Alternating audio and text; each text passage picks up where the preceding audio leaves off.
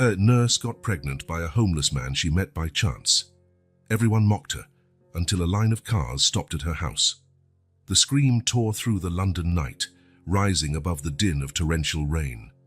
Clara Evans froze mid-stride, her umbrella wavering in her hand. Her 42 years had not prepared her for the sound of pure despair she'd just heard. "Someone help!" The voice was male, hoarse, with an accent Clara couldn't immediately place. American, perhaps. Her nurse's instinct took over. Without hesitation, she ran towards the sound, her soaked shoes splashing with every step. Rounding a corner, Clara nearly stumbled over the prone form. It was a man, drenched and shivering, lying face down on the pavement. His dark hair was plastered to his pale face, and his threadbare clothes offered little protection from the biting cold. "Sir, are you all right?" Clara knelt beside him, ignoring the water seeping into her trousers. When she got no response, she gently rolled him over. The man's face was a road map of suffering. Stubble, dark circles under his eyes, and a thin scar bisecting his left eyebrow. But it was his eyes that captured Clara's attention, blue as a summer sky. They flickered open for a moment, focusing on her with an intensity that made her gasp. "Help," he murmured, before his eyes fluttered closed again. Clara acted quickly. Her trained fingers found the man's pulse, faint but there. His skin was hot to the touch, suggesting a fever. "Stay with me," she murmured, pulling her mobile from her pocket. But before she could dial for emergency services, she hesitated. A flashback hit her with full force. Clara, aged 25, standing before the mirror in her tiny student flat. One day, she'd promised herself, I'll have my own family. But first I need to get established. Build my career. How many times in the past 17 years had she wondered if she'd made the right choice? How many lonely nights had she spent questioning whether she'd sacrificed too much for her career? The man's low moan brought her back to the present. Clara looked at his suffering face and made a decision that would change the course of her life forever. "Come on then, big guy," she murmured, slipping the man's arm around her shoulders. With a strength that surprised her, Clara managed to haul the stranger to his feet. "My flat's not far. Let's get you looked after." The walk back to her flat, normally a 10-minute stroll, felt like an eternity. The rain continued its relentless assault, and the man's weight was considerable, but Clara persisted, driven by a determination she hadn't felt in years. Finally, they reached her building. Clara expertly maneuvered them through the narrow hallways, grateful for the late hour which meant fewer chances of encountering curious neighbors. Inside her flat, she guided the man to her sofa. Under the soft glow of the living room lamp, Clara could get a better look at her patient. Beyond the obvious malnutrition and exhaustion, there was something in his face that spoke of a deeper story. Who was he? What had brought him to the streets of London? As she tended to him, cleaning superficial wounds and trying to bring down his fever, Clara couldn't help but notice intriguing details. The man's hands, though calloused, had long, slender fingers that seemed more suited to a pianist than a homeless man. And there were faded tattoos on his arms, an eagle and what looked like a Latin motto. "Who are you?" Clara whispered, more to herself than to the unconscious man. Hours passed. Clara alternated between caring for the stranger and battling her own doubts. What was she doing? Bringing a strange, possibly dangerous man into her home. It was madness. But then the man's eyes flickered open again. This time, his gaze was more focused, more present. "Where?" he began, his voice raspy. "You're safe," Clara replied softly. "My name is Clara. I'm a nurse. I found you collapsed in the street." The man studied her for a moment, confusion and gratitude warring in his expression. "Jack," he finally said. "My name is Jack." Clara smiled, feeling a strange wave of relief at hearing his name. "Well, Jack, it seems you've had a rough night. How about we get some rest and talk more in the morning?" Jack nodded weakly, his eyes already drifting closed. "Thank you," he murmured, before falling into a deep sleep. Clara watched him for a moment, a mixture of emotions swirling within her. Fear, excitement, apprehension, and something else, something she didn't dare name yet. As she prepared to sleep on the sofa bed in the living room, leaving Jack comfortably settled in her bedroom, Clara couldn't help but think about how her life might change from this night forward. For years, she had dedicated herself solely to her career, putting aside dreams of family and deeper connections. Now suddenly, she had brought a stranger into her home, risking her safety and reputation on pure instinct. Was it madness? Probably. But as she drifted off to sleep, lulled by the sound of the rain outside and Jack's soft breathing in the next room, Clara felt something she hadn't felt in a long time. Hope. Hope that maybe, just maybe, the universe had other plans for her besides endless shifts and lonely nights. Hope that this rainy night in London was just the beginning of a much bigger story. And with that thought, Clara finally fell asleep, unaware of just how much her life was about to change in ways she could never have imagined. The sun had barely risen when Clara awoke with a start. For a moment, she was disoriented, finding herself on the sofa bed in the living room. Then, the memory of the previous night hit her like a thunderbolt. Jack, the stranger she had rescued from the street. Getting up hurriedly, Clara went to her bedroom. Jack was still asleep, but his breathing was ragged and his forehead glistened with sweat. Touching him gently, Clara confirmed her suspicions. His fever had worsened. "Jack," she called softly, shaking him gently. "Jack, wake up. We need to go to the hospital." Jack's eyes fluttered open, clouded with fever. "No. Hospital, no," he mumbled. Clara frowned. "Jack, you need proper medical attention. I'm a nurse, but I don't have the necessary resources here." After a few minutes of gentle persuasion, Jack finally relented. Clara helped him to his feet and, with some difficulty, guided him out of the flat. The taxi dropped them off at the staff entrance of St. Thomas's Hospital. Clara knew she was breaking several rules by bringing Jack in this way, but her concern for his health outweighed any apprehension. Using her ID badge, Clara managed to slip in unnoticed, guiding Jack through the less trafficked corridors. Her plan was to get him straight to an empty room and begin treatment before anyone questioned her. But fate, it seemed, had other plans. "Nurse Evans!" The sharp voice of Mrs. Davies, the head matron, echoed down the hallway. "What do you think you're doing?" Clara felt her stomach plummet. She turned slowly, still supporting Jack. "Mrs. Davies, I can explain." The matron approached, her eyes narrowed in disapproval. "Explain? Explain why you're bringing a vagrant through the staff entrance, ignoring all admission protocols." "He needs urgent care," Clara argued, trying to maintain her composure. "I thought it would be faster to bring him directly." Mrs. Davies opened her mouth to retort, but at that moment, Jack swayed, nearly collapsing. Clara tightened her grip on him, her concern evident. The matron hesitated, observing the scene. Finally, she sighed heavily. "Take him to room 305, but don't think this will go without consequences, Nurse Evans." Clara nodded, grateful for the reprieve, however small. Quickly, she led Jack to the indicated room and began the initial procedures. In the hours that followed, Clara worked tirelessly, monitoring Jack's vital signs and administering the necessary treatment. Her colleagues drifted in and out of the room, some offering assistance, others casting curious and judgmental glances. Clara, her friend and fellow nurse, Sarah, approached her during a lull. "What were you thinking? The whole staff is talking about this." Clara rubbed her tired eyes. "I couldn't just leave him, Sarah. You should have seen the state he was in." Sarah glanced at Jack, who was now sleeping peacefully. "He's handsome, I'll give you that. But Clara, you're risking a lot for a stranger." Sarah's words weighed on Clara as she returned to Jack's bedside. Was she risking too much? Her career, her reputation, all for a man she barely knew? Her thoughts were interrupted when she noticed Jack was awake, his blue eyes focused on her with a clarity that hadn't been present before. "Hi," she said softly, approaching the bed.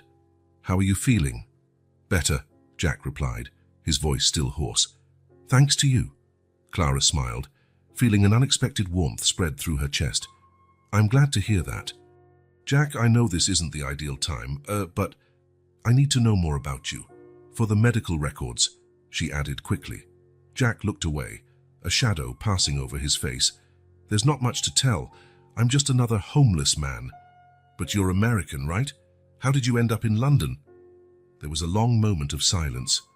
Then Jack spoke, his voice low and thick with emotion. I was a Marine. Served for 8 years. Clara felt her breath catch. An ex-Marine? That explained a lot. The posture, the scars, the haunted look that sometimes crossed his face. What happened? She asked gently. Jack closed his eyes, as if reliving the memories was too painful. I saw things, did things. When I came home, I couldn't readjust. Alcohol seemed like the only way out. I lost everything. Ended up drifting from city to city until I got here. Clara felt her heart clench. How many others like Jack were out there, struggling with invisible demons? Before she could respond, the room door swung open abruptly. It was Mrs. Davies, accompanied by Dr. Smith, the head of internal medicine. Nurse Evans, Mrs. Davies said coldly, the board wants to see you. Now. Clara swallowed hard, casting one last look at Jack before following her superiors. In the meeting room, she faced stern gazes and pointed questions. Why had she broken protocol? Did she know the patient previously? Did she understand the gravity of her actions? For nearly an hour, Clara defended her decision, arguing passionately about the need for compassion and swift action in emergency situations. Finally, Dr. Smith raised his hand, silencing the discussion. Nurse Evans, your actions, while well-intentioned, were reckless. However, we cannot deny that you likely saved that man's life.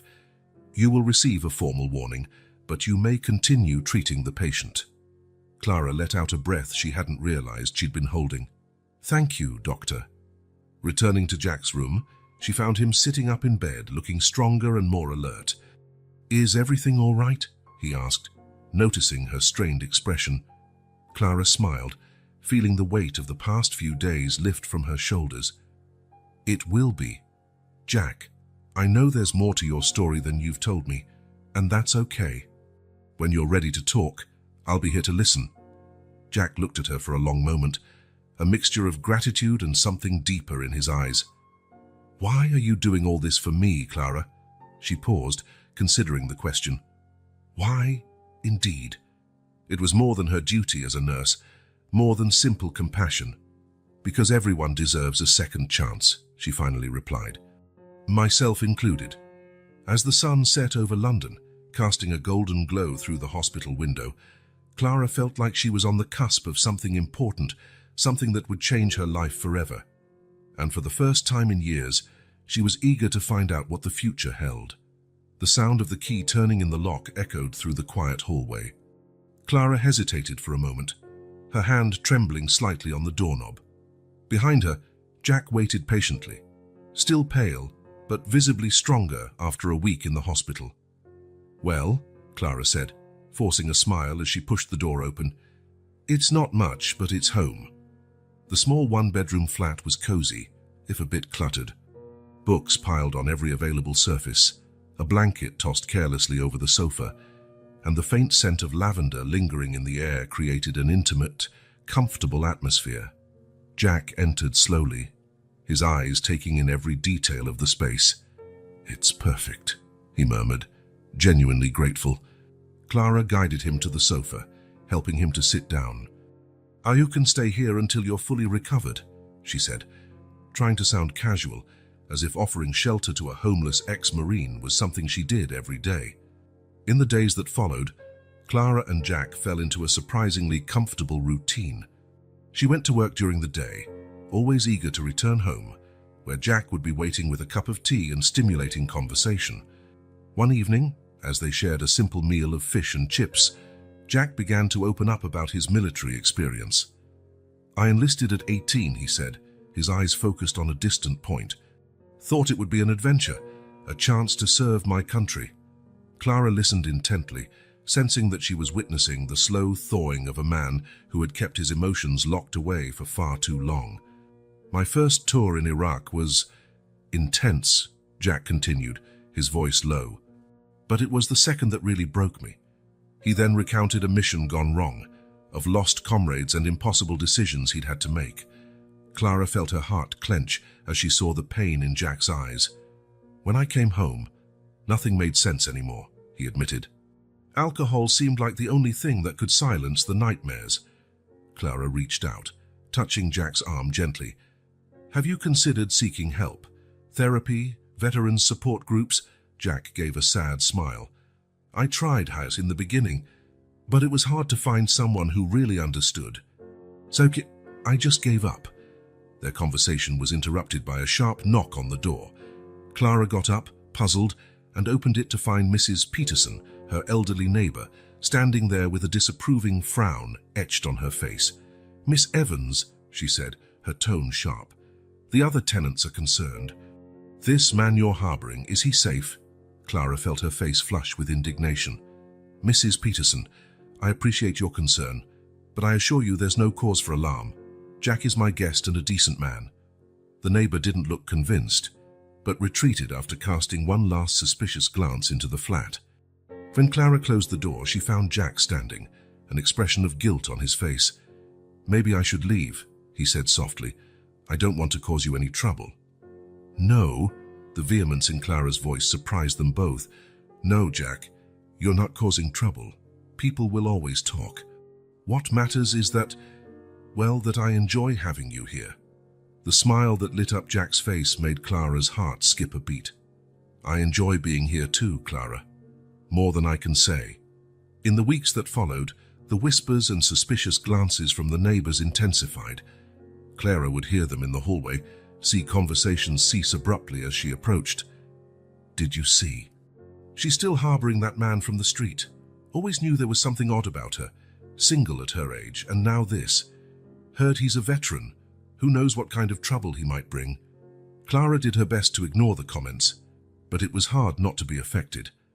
Jack, in turn, seemed increasingly uncomfortable with the situation. One afternoon, returning from work, Clara found Jack packing a small rucksack. "What are you doing?" she asked, a tightness in her chest. Jack sighed, running a hand through his hair.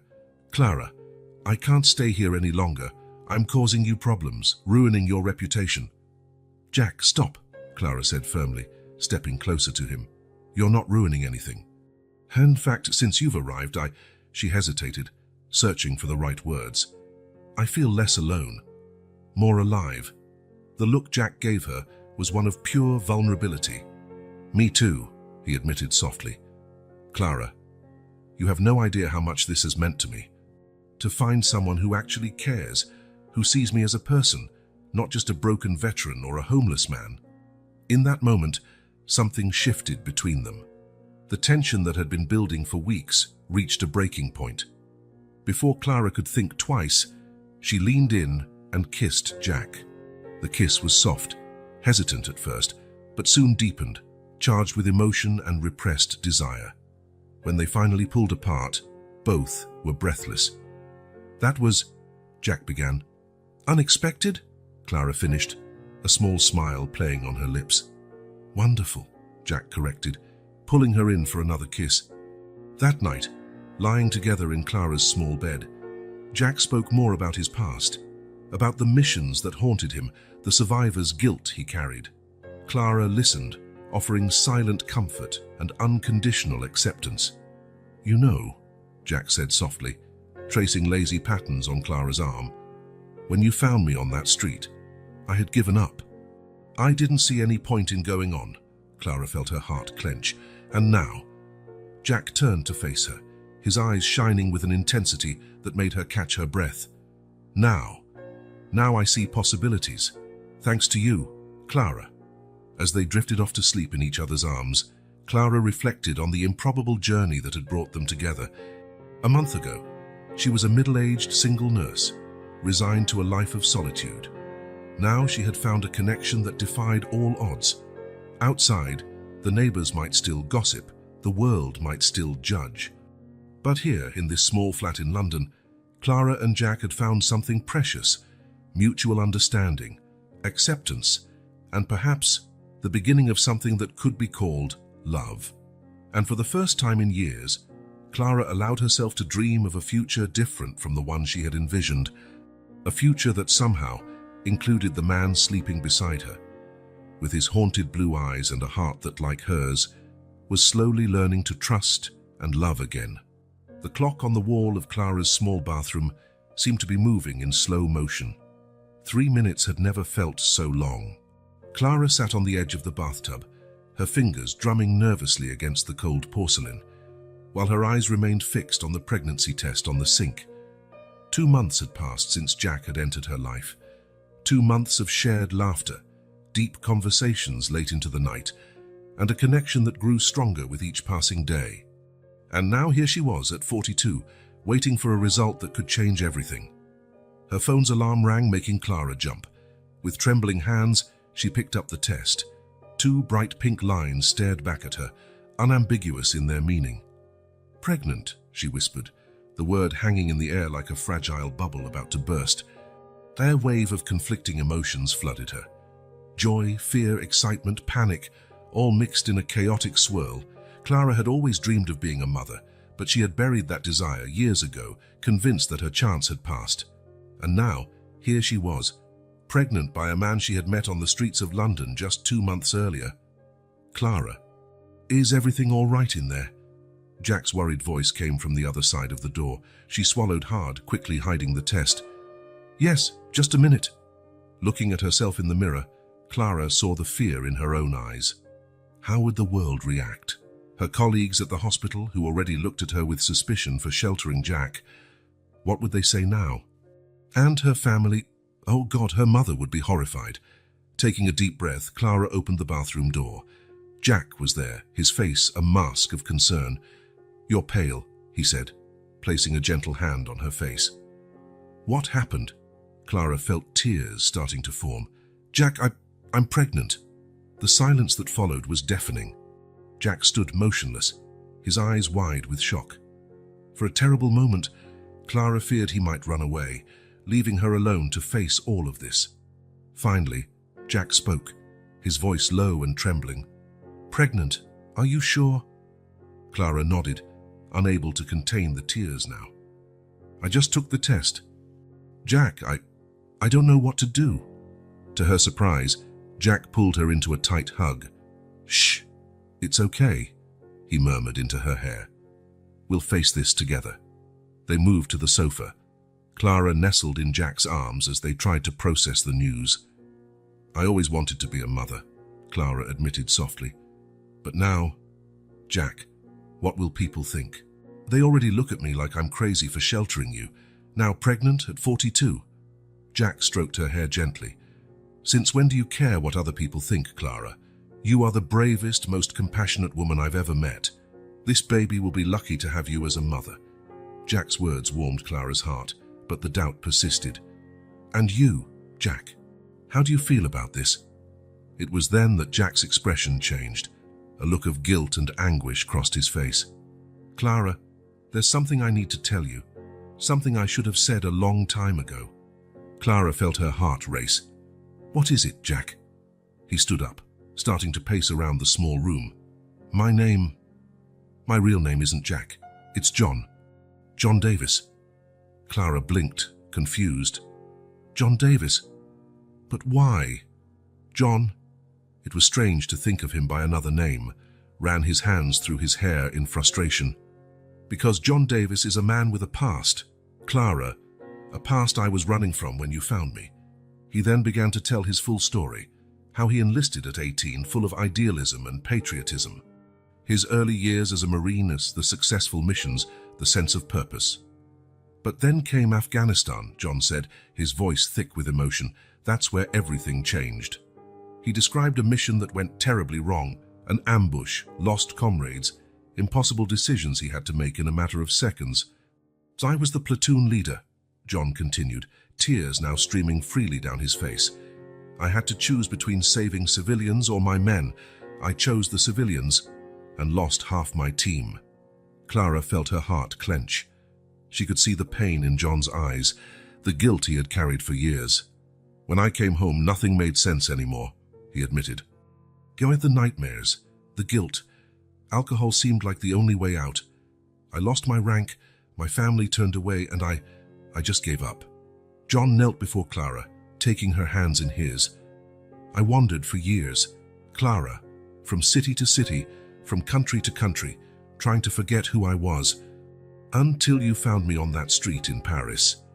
Clara stared at him, seeing not just the man she had rescued months ago, but a complex human being, full of pain, regret, and yet incredible strength. "John," she said softly, testing out the new name. "Why are you telling me this now?" He sighed deeply. "Because you deserve to know the truth. Because we're about to have a child together. And because I love you, Clara, and I can't build a future with you based on lies." The words hung in the air between them, heavy with meaning. Clara felt a wave of emotions wash over her. Shock at the revelation, compassion for John's pain, fear for the uncertain future, and above all, a deep and unwavering love for the man in front of her.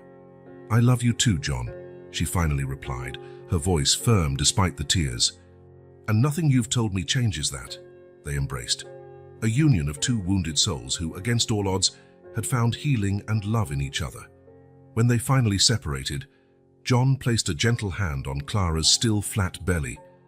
"So, we're having a baby," Clara laughed, a sound filled with both joy and nervousness. "It seems so." "Are we ready for this?" John smiled, that smile that had captured Clara's heart from the very beginning. "Honestly, I have no idea. But we're in this together, and that's a start."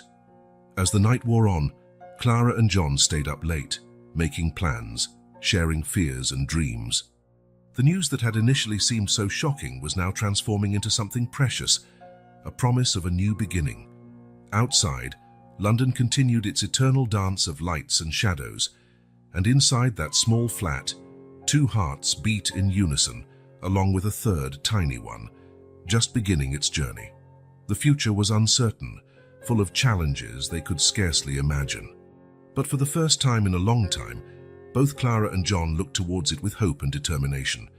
Together, they would face whatever came their way, society's judgment, the ghosts of the past, the fears of the future. Because now they had something to fight for, a family, an unexpected love, and the chance to rewrite their stories. And as they drifted off to sleep in each other's arms, the world outside seemed a little less scary and a lot more full of possibilities. The insistent sound of car horns ripped Clara from her deep sleep. She blinked, disoriented, as the rays of the morning sun filtered through the curtains. Beside her, John, it was still strange to think of him by that name, grumbled and turned over, burying his face in the pillow. Clara got up, rubbing her sleepy eyes, and walked over to the window.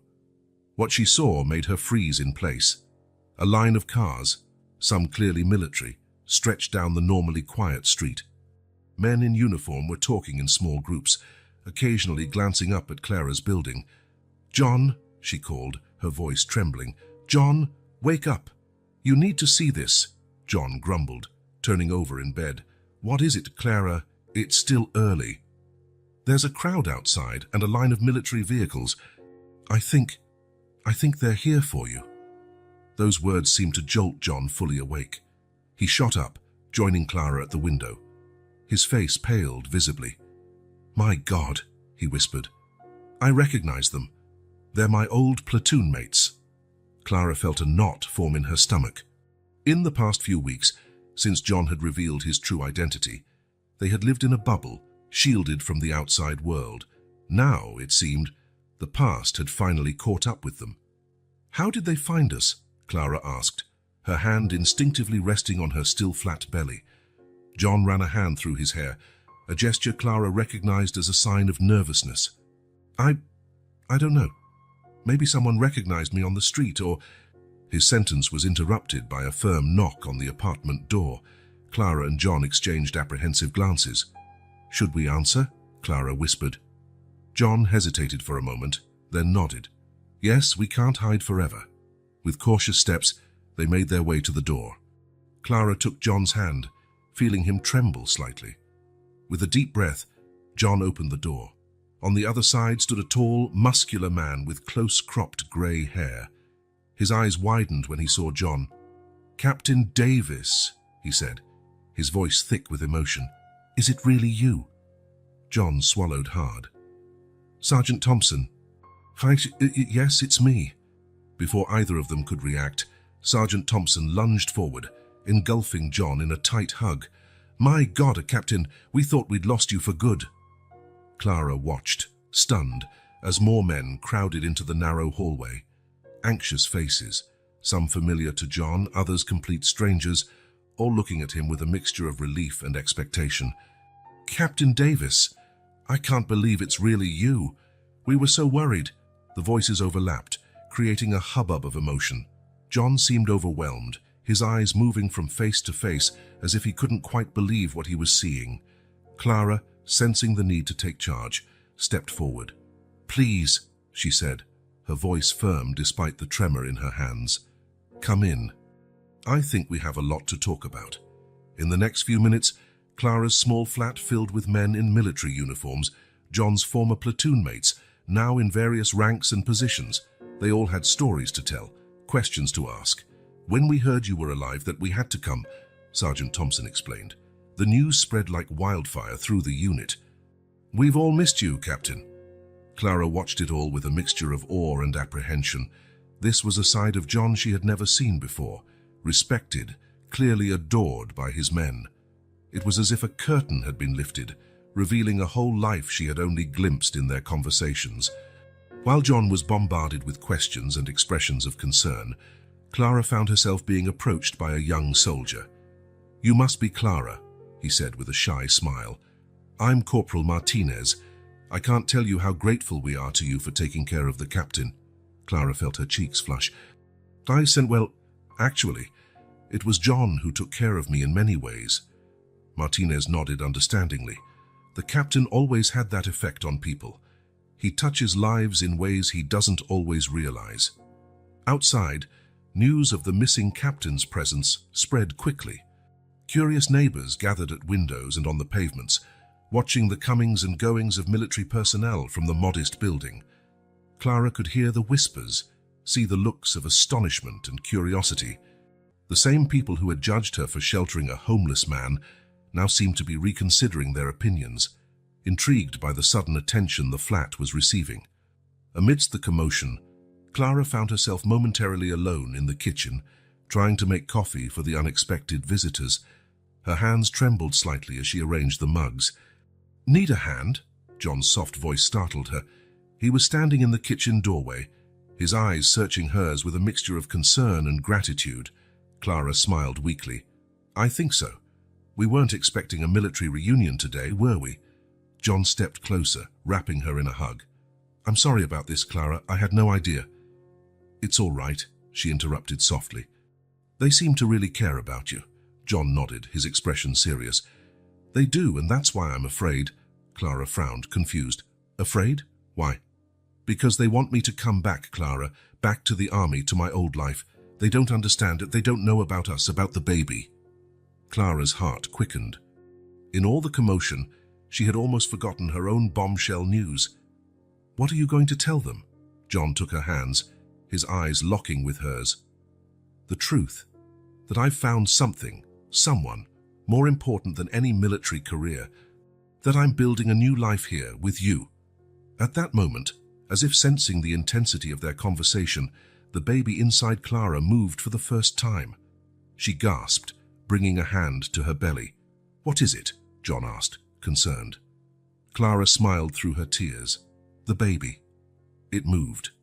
John placed his hand over hers, his eyes shining with emotion. For a moment, the world outside disappeared. There was no curious crowd, no complicated past, no uncertain future. There was just the two of them, no, the three of them, united in that small moment of pure joy. And there, amidst the crowd of strangers who had suddenly become a part of her life, Clara knew that no matter what happened, she and John had found something precious. And that, more than anything else, was cause for celebration. Clara's small flat was crowded. Men in military uniforms squeezed into the living room, some sitting on the floor, others leaning against the walls. All eyes were on John, who stood in the center of the room, his hands trembling slightly as he held a mug of coffee. Clara watched closely, sensing the tension in the air. She knew this was a crucial moment, the moment when John would finally confront his past. I don't know where to begin, John said, his voice hoarse with emotion. Sergeant Thompson, sitting on the sofa, leaned forward. How about the beginning, Captain? What happened on that last mission? John closed his eyes for a moment, as if gathering strength. When he opened them again, they were filled with a pain that made Clara's heart ache. That mission in Afghanistan, he began, was supposed to be simple. Go in, evacuate civilians, get out. But nothing is simple in war, is it? He then recounted the ambush, how his platoon was caught by surprise, surrounded on all sides, the deafening sound of gunfire, the screams of the wounded, the acrid smell of smoke and blood. I had to make a decision, John continued, his voice now barely a whisper. The civilians were trapped in one building. Half my platoon was pinned down under heavy fire in another location. I only had the resources to save one group. Clara saw tears in the eyes of some of the men present. They knew what was coming. I chose the civilians, John said, the guilt evident in his voice. I sent reinforcements to the building, leaving my men, my friends, behind. The silence that followed was deafening. Clara felt her heart clench, imagining the weight of that decision. We lost 5 men that day, John continued. 5 good men who trusted me to lead them. And I abandoned them. Corporal Martinez stood up abruptly. No, Captain, you didn't abandon us. You did what you had to do. You saved dozens of innocent civilians. Others began to agree, their voices overlapping in a chorus of support. But John raised a hand, silencing them. I appreciate your support, Kat, but it doesn't change what happened afterward. He then described the months that followed, the sleepless nights, tormented by nightmares, the flashbacks that would catch him unawares, transforming a quiet afternoon into a battlefield in a matter of seconds. The PTSD, it was like I never left Afghanistan, John admitted. And then I started drinking. At first it was just to sleep, then to forget, and before I knew it, I was losing everything. Clara, unable to contain herself any longer, stepped forward and placed a comforting hand on John's arm. He gave her a grateful look before continuing. I lost my rank, my family turned away. I just gave up. I wandered for years, from city to city, trying to forget who I was until... He looked at Clara, a small smile playing on his lips. Until an angel found me on a rainy London street. The men in the room exchanged glances, some smiling, others nodding in understanding. Sergeant Thompson stood up and approached John. Captain, we had no idea. If we'd known... John shook his head. There was nothing you could have done. I didn't want to be found. But we're here now, Corporal Martinez said, and we want to help. There are programs for veterans, treatments for PTSD. We can help you clear your name, maybe even... No, John interrupted firmly. I appreciate the offer, but that's not my life anymore. A murmur of confusion rippled through the room. Clara felt all eyes turned to her. John took a deep breath before continuing. I found something here. Something I never thought I'd have again. A chance to start over, to build a life away from war and guilt. He reached for Clara's hand, which she took without hesitation. Clara and we're expecting a child. The revelation was met with a mixture of surprise and delight. Some of the men stood up to congratulate the couple, while others still seemed to be processing the information. Captain, Sergeant Thompson said, his voice serious, we understand your decision, but please don't shut us out again. Let us help, even if it's just as friends. John looked at Clara, as if seeking her approval. She nodded softly. All right, John agreed. But in my own time, in my own way. As the visitors began to take their leave, promising to stay in touch and offer support when needed, Clara found herself alone in the kitchen again. Her mind was reeling from everything she had heard. The man she had rescued from the street, the man she loved and was building a family with, carried a burden far heavier than she could have ever imagined. The extent of his trauma, the depth of his pain. It was almost overwhelming. John entered the kitchen, looking exhausted but relieved. Clara, She interrupted him with a tight hug. I'm so proud of you, she whispered. So proud and grateful that you trusted me, trusted us with your story. John hugged her back, burying his face in her hair. "You saved me, Clara, in every way possible." As they stood there, embraced in the small kitchen, with the sound of the last visitors leaving the flat, Clara knew they would face many challenges ahead. John's PTSD, the pregnancy, society's judgments, nothing would be easy. But looking into the eyes of the man she loved, seeing the strength and vulnerability there, she knew they would face it all together, because some stories, however painful, deserve a happy ending. And this one, Clara was determined, would be one of them. Clara's heart pounded as she walked the familiar corridors of St. Thomas's Hospital. Her hand unconsciously rested on the small swell of her belly, now visible beneath her nurse's uniform. Today was the day she could no longer hide her pregnancy. As she entered the staff room, the usual chatter stopped abruptly. All eyes turned to Clara, some wide with surprise, others narrowed in judgment. "Well, well," the sharp voice of Mrs. Davies, the head matron, broke the silence.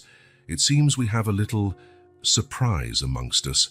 Clara took a deep breath, lifting her chin. "Yes, Mrs. Davies, I'm pregnant." Whispers erupted immediately.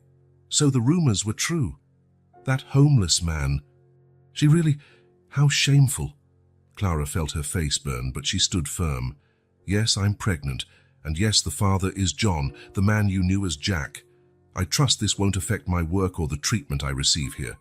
Mrs. Davies gave her an icy stare. "That remains to be seen, Nurse Evans. Now everyone back to work." The day that followed was a test of endurance for Clara. Colleagues who had once been friendly now avoided her gaze. Patients who used to chat animatedly with her now requested to be attended to by other nurses. During lunch, Clara sat alone in the cafeteria, picking listlessly at her salad. That's when she clearly overheard the conversation at the next table. "Did you hear? Apparently, this John is an ex-military man with PTSD. My God, and she chose to have a child with someone like that. It's dangerous. I heard he has violent episodes. Imagine bringing a child into the world under those conditions." Clara felt tears welling up, but she swallowed them with determination. She wouldn't give them the satisfaction of seeing her cry. In the afternoon, things took a turn for the worse. An elderly patient, upon seeing Clara approach to change his IV, exclaimed loudly, "I don't want that woman near me." Who knows what diseases she might be carrying from that disturbed veteran. That was the final straw. Clara hurried out of the room, tears finally spilling over. She took refuge in an empty corridor, trying to regain her composure. "Clara," the kind voice of Dr. Martin, her old mentor, startled her. "Are you all right?" She turned, wiping her tears. "I'm sorry, doctor. It's been a difficult day." Dr. Martin nodded sympathetically. "I've heard the rumors. Clara, you know you don't have to endure this kind of treatment, right? We can take action against the harassment." Clara smiled sadly. "Thank you, doctor, but I don't want to cause any more trouble. I'm already seen as a pariah here." When Clara finally arrived home that night, she was exhausted and emotionally drained. John was waiting for her, his face a mask of concern. "How was it?" he asked softly. Clara collapsed onto the sofa, the tears she had held back all day finally overflowing. Between sobs, she told John about the stares, the whispers, the judgment. John held her tight, his own guilt evident in his eyes. "Clara, I'm so sorry. You shouldn't have to go through this because of me." She pulled away, looking him in the eye. "It's not because of you, John. It's because of other people's ignorance and fear." But John seemed inconsolable. He stood up, pacing back and forth in the small room. Maybe it's best if I leave." Clara felt her heart freeze. "Leave? What are you talking about?" "Your reputation, your career. Everything is at risk because of me," John explained, his voice thick with emotion. "If I leave, maybe things will calm down for you. You can say it was a mistake, that it's over." "No!" Clara exclaimed, standing up and taking John's hands. "Don't even think about it. We're in this together, remember? I won't let prejudice and ignorance tear us apart." John looked at her, his eyes filled with love and conflict. "But what if they're right, Clara? What if I am dangerous? My PTSD." Clara placed a gentle hand on John's face. Your PTSD is a part of you, just like your courage, your kindness, and your love. We're facing this together, remember? With therapy, with support. You're not a danger, John. You're the man I love and the father of my child. Clara's words seemed to reach John deeply. He pulled her into a tight embrace, silent tears streaming down his face. I love you so much, Clara. You and this baby are everything to me. I just want what's best for you both. Clara pulled away slightly, looking into John's eyes. What's best for us is to stay together. We'll face this head on. Show them the incredible man you are, the devoted father you will be. That night, lying in bed, John and Clara made plans. They decided John would start looking for a job, perhaps at a veteran support organization. Clara would consider transferring to another hospital if things didn't improve. You know, John said softly, his hand caressing Clara's belly, maybe we should have a dinner party. Invite some of your colleagues. Let them get to know the real me. Clara smiled, feeling a surge of love and pride. That's a great idea. We'll show them we have nothing to hide. As they drifted off to sleep, Clara reflected on the tumultuous day. It had been painful, yes, but also clarifying. She had discovered her own strength, the depth of John's love, and the importance of fighting for what she believed in. The prejudice would still be there tomorrow and the day after. But now Clara knew she had the tools to face it. With John by her side and their baby growing inside her, she felt invincible. The future was still uncertain, but one thing was clear. Together, they could overcome any obstacle. And maybe, just maybe, their struggles would pave the way for greater understanding and acceptance in the world around them. The autumn sun bathed the London streets in a golden light as Clara walked to the hospital, her 4-month baby bump now clearly visible beneath her coat. Each step was an act of courage, a silent defiance of the judgmental stares and whispers that followed her through the corridors. Entering the staff room, Clara noted the sudden hush, the furtive glances. Taking a deep breath, she lifted her chin and walked to her locker. Nurse Evans, Mrs. Davies' voice sounded behind her, cold as ever. My office. Now. Clara's heart quickened as she followed the matron. Inside the office, Mrs. Davies regarded her with an impassive expression. Clara, she began, surprising her by using her first name, you understand that your situation is causing discomfort among patients and staff. Clara nodded, holding her ground. I understand that some may feel uncomfortable, matron, but I assure you my pregnancy does not affect my ability to perform my duties. Mrs. Davies sighed. It's not just the pregnancy, Clara. It's the rumors, the stories about the child's father.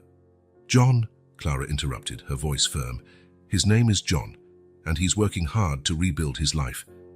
A flicker of something, respect, perhaps, crossed Mrs. Davies' eyes.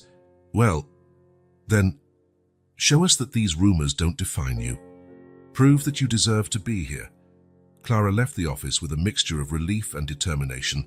It wasn't a full endorsement, but it was a chance she wouldn't waste. Meanwhile, across town, John nervously adjusted his tie before entering the Veterans Support Center. The modest building housed a range of programs designed to help ex-servicemen and women reintegrate into civilian life. Welcome, John, greeted Dr. Smith, the psychologist who had been instrumental in securing this opportunity for John. Ready for your first day? John nodded, feeling a mixture of anxiety and resolve. More than ready, Doctor. Thanks again for this opportunity. Throughout the day, John found himself immersed in a world that was both familiar and strange. He led a group session for veterans struggling with alcoholism, sharing his own journey to sobriety. He helped a young soldier fill out forms for benefits, remembering his own struggles with military bureaucracy. In every face he encountered, John saw a reflection of himself, the pain, the struggle, but also the hope for redemption, and with each person he managed to help, he felt a small part of himself heal. During lunch, John was surprised by the arrival of Sergeant Thompson and Corporal Martinez. We came to see how you're getting on, Captain, Thompson said with a smile. John invited them to sit, grateful for their familiar presence. It's intense, he admitted, but rewarding. Martinez nodded understandingly. We know how tough it can be, Captain. That's why we're here. We want to help you get the benefits and treatment you deserve. John frowned. I don't know. I've caused enough trouble already. Thompson interrupted gently. John Keane, you served your country with honor. You deserve all the support you can get. Let us help. Reluctantly, John agreed. In the days that followed, he found himself navigating a maze of forms, medical evaluations, and therapy sessions. The process was exhausting, often reopening old wounds, but John persevered, driven by the thought of Clara and the baby on the way. One afternoon, after a particularly difficult PTSD therapy session, John found Clara waiting for him in the reception area of the center. His face lit up when he saw her, the day's weariness momentarily forgotten. Hey, you, she smiled, hugging him. Thought I'd surprise you. Together, they walked through a nearby park, John recounting his day, the progress and the challenges. Sometimes I wonder if I deserve all this, he admitted softly. The help, the support, you. Clara stopped, turning to face him. John Davis, listen to me. You deserve every bit of happiness and support you receive. You served your country, faced your demons, and now you're helping others do the same. I'm incredibly proud of you. Clara's words touched John deeply. He pulled her close, kissing her softly. I don't know what I did to deserve you, but I'm grateful every single day.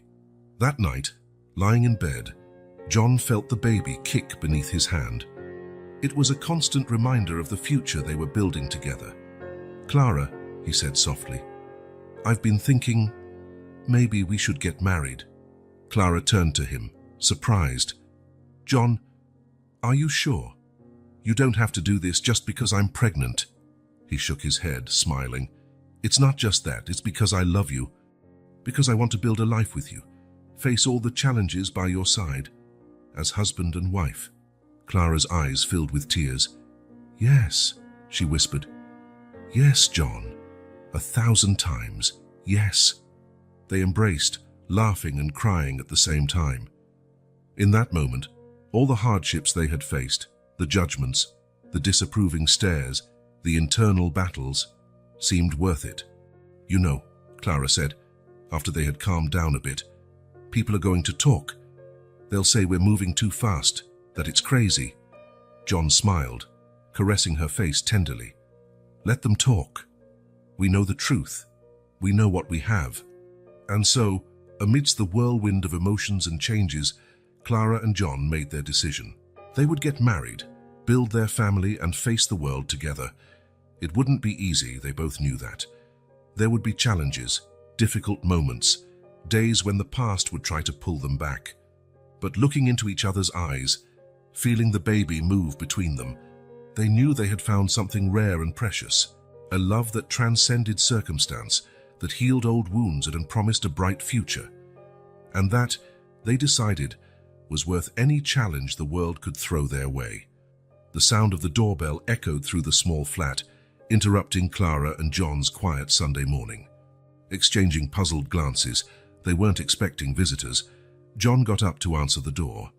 What happened next seemed to unfold in slow motion for Clara. She heard the door open, followed by a stunned silence, and then, John! Oh my God, John! The voice was female, trembling and charged with emotion. Clara quickly got up, her hand instinctively going to her 5-month baby bump, and made her way to the door. The scene that greeted her made her heart stop for a moment. John stood rigid as a statue, staring at 3 people, an elderly couple and a middle-aged woman. The resemblance between them and John was unmistakable. Mum? Dad? Sarah? John's voice was barely a whisper, his eyes wide with shock. The older woman, tears streaming down her wrinkled face, stepped forward, her trembling hands touching John's face. My boy. My dear boy. John seemed to snap out of his stupor, taking a step back. His gaze met Clara's, a mixture of panic and pleading in his eyes. Please, come in, Clara said, taking control of the situation. I think we have a lot to talk about. Minutes later, they were all seated in the small living room, a heavy silence hanging in the air. It was Sarah, John's sister, who finally broke the silence. We saw your picture in the local paper, she explained. "An article about the Veterans Center. We could hardly believe it, after all this time." John nodded stiffly, his hand gripping Clara's as if it were a lifeline. How did you find me?" John's father, silent until now, spoke in a gruff voice. "We hired a private investigator. When we saw the picture, we had to be sure." Clara watched John carefully, noticing the tension in his shoulders, the way his breathing was becoming more rapid. She recognized the signs of an oncoming anxiety attack. "John," she said softly, "why don't you tell them about us?" Grateful for the distraction, John nodded. "Mum, Dad, Sarah, this is Clara, my fiancée. We're expecting a baby." The revelation was met with expressions of shock and, to Clara's relief, hesitant joy. "A baby?" John's mother whispered, her eyes filling with tears again. "We're going to be grandparents." John nodded, a small smile forming on his lips. "Yes, in about 4 months." The tension in the room seemed to ease slightly, but Clara could sense there was much more to be said. She squeezed John's hand gently, encouraging him. With a deep sigh, John began to speak. "I know I owe you all an explanation. For leaving, for disappearing for so long." And then, like a dam finally breaking, John began to tell his story. Clara, who already knew much of it, still found herself shocked by some of the details he had never shared before. John talked about how he enlisted at 18, full of idealism and patriotism, how his early years in the army were challenging but rewarding, and then the war came. "I wasn't prepared," John admitted, his voice breaking. "No one is truly prepared for that. The violence, the constant fear seeing friends die." He described missions gone wrong, impossible decisions he had to make, the crushing weight of responsibility as a platoon leader. "When I came home after my second tour, I wasn't the same," John continued, avoiding his family's gaze. "The nightmares, the flashbacks, it was like I never left the battlefield." Clara felt her heart clench as she listened to John describe his downward spiral, the alcoholism that began as a way to numb the pain, the fights, the broken relationships. "I couldn't bear to see the disappointment in your eyes," John said, finally looking at his parents. "The worry, the fear. So I ran. I thought it would be better for everyone if I just disappeared." Sarah sobbed openly now. "John, you idiot," she said between tears. "We could never be disappointed in you. We were worried sick, desperate to help." John's parents nodded, both with tears in their eyes. "Son," his father said, "there's nothing you could do that would make us stop loving you." John lowered his head, silent tears streaming down his face. Clara put her arm around him, offering silent comfort. "What happened then?" John's mother asked softly. John then recounted his years of wandering, battling his inner demons. And finally, how he ended up in London, how Clara found him on that rainy night. "Clara saved me," John said, looking at her with love and gratitude, not just that night, but every day since. "She gave me a reason to fight, to get better." Clara, deeply moved, spoke for the first time in a while. "John saved me, too," she said. "He brought love and purpose into my life when I least expected it." The silence that followed was different from before. It was no longer heavy with tension, but with understanding and, perhaps, the beginning of forgiveness. John's mother was the first to rise, approaching her son. Without a word, she enveloped him in a tight hug. Soon, his father and Sarah joined in, forming a family embrace that was decades overdue. Clara watched the scene with tears in her eyes, feeling both an intruder and an integral part of this moment. When John reached out to her, inviting her into the hug, she didn't hesitate. As they stood there, united, Clara reflected on the extraordinary turns life could take. The man she had found on the street, broken and lost, was now reconnecting with his past, facing his traumas head-on. The road ahead would still be challenging, she knew. There were years of pain and misunderstanding to overcome. But looking at the reunited family, at the love evident in their eyes, Clara felt a surge of hope. This was just the beginning of a new chapter in their lives, a chapter of healing, reconciliation, and above all, love. And with the baby on the way, Clara knew they were building not just a family, but a legacy of resilience and forgiveness. St. Thomas's Hospital stood tall against the grey London sky, its windows reflecting the weak light of dawn.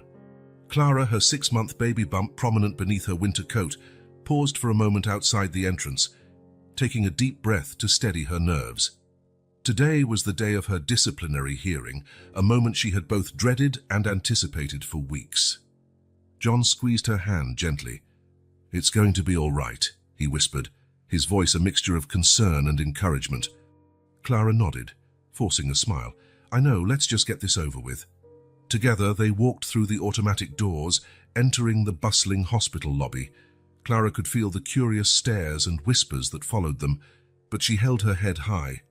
This was her chance to defend not only her job but also her integrity and her choices. In the conference room, the disciplinary committee awaited Mrs. Davies, Dr. Lefebvre, and 2 other administrators Clara didn't recognize. John gave her one last hug before taking a seat in the designated observer area. "Nurse Evans, Mrs. Davies began, her voice cool and professional. "You are here today to answer to charges of improper conduct and violation of hospital protocols. How do you plead?" Clara took a deep breath, looking directly into the eyes of each committee member. "I acknowledge that my actions may have gone against certain protocols, but I maintain that I was acting in the best interests of a patient in need." In the minutes that followed, Clara passionately defended her decisions. She spoke about the night she found John, about the urgent need for medical care, about the compassion that should be at the heart of their profession. "Yes, I brought John, then a stranger, into the hospital in an unconventional manner," Clara admitted. "But if I had to do it all over again, I would do exactly the same thing. Because saving a life, offering help to someone in need, that is the core of what we do here." Dr. Lefebvre leaned forward, his expression thoughtful. "And what about the accusations that your personal relationship with the patient compromised your professional judgment?" Clara felt a blush creep up her neck, but she held her ground.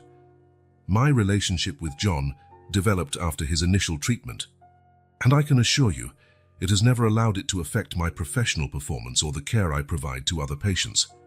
The hearing stretched on for hours. Witnesses were called, records were examined. Clara felt emotionally exhausted, but determined to fight to the end. Finally, after a lengthy deliberation, the committee returned with their decision.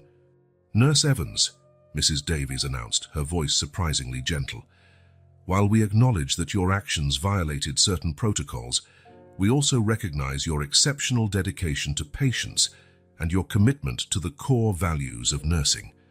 You will receive a formal warning, but you will retain your position at the hospital." Clara felt a wave of relief wash over her. She had done it. Her job, her passion was safe. Meanwhile, across town, John was facing his own emotional battle. Sitting in his parents' living room, he gazed at the family photos adorning the walls. So many memories, so many lost moments. Meanwhile, across town, John was facing his own emotional battle. Sitting in his parents' living room, he gazed at the family photos adorning the walls. So many memories, so many lost moments. "John," his mother's soft voice brought him back to the present. "We want you to know that, no matter what happened in the past, we're here for you now." John felt tears welling up in his eyes. "I'm so sorry," he whispered, "for leaving, for causing you so much pain." His father, normally so stoic, placed a comforting hand on his shoulder. "Son, we understand now. The war, it changes people. We should have realized. We should have helped more." Sarah, his sister, joined them on the sofa.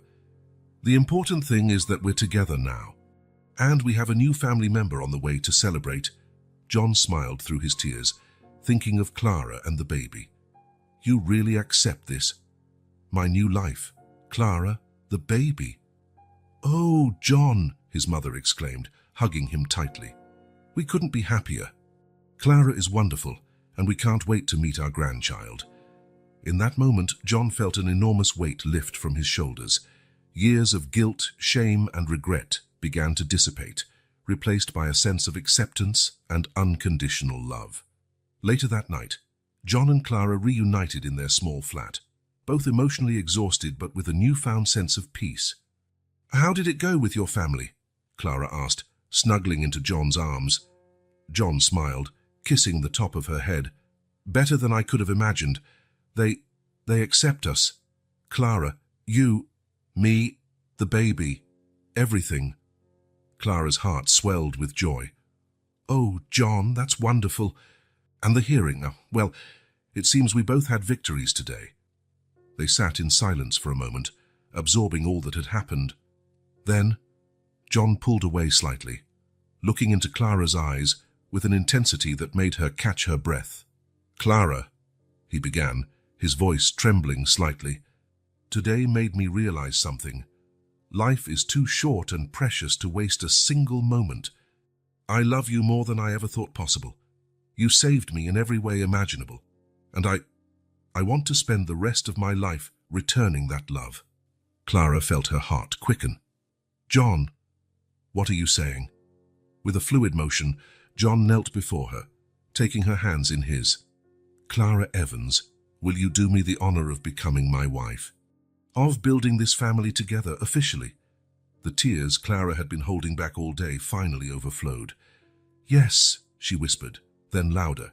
Yes, John, 1,000 times yes. They embraced, laughing and crying at the same time.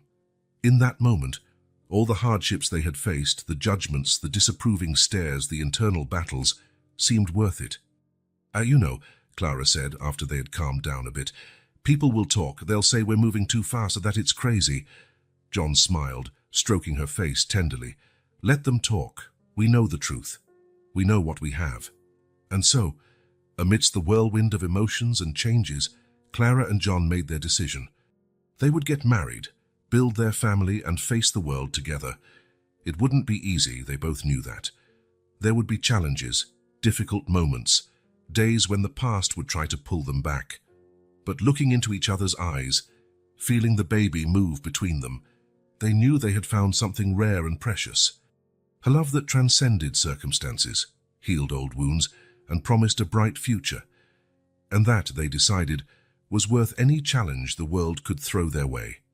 The shrill cry of a newborn echoed through the halls of St. Thomas Hospital, announcing the arrival of a new life into the world.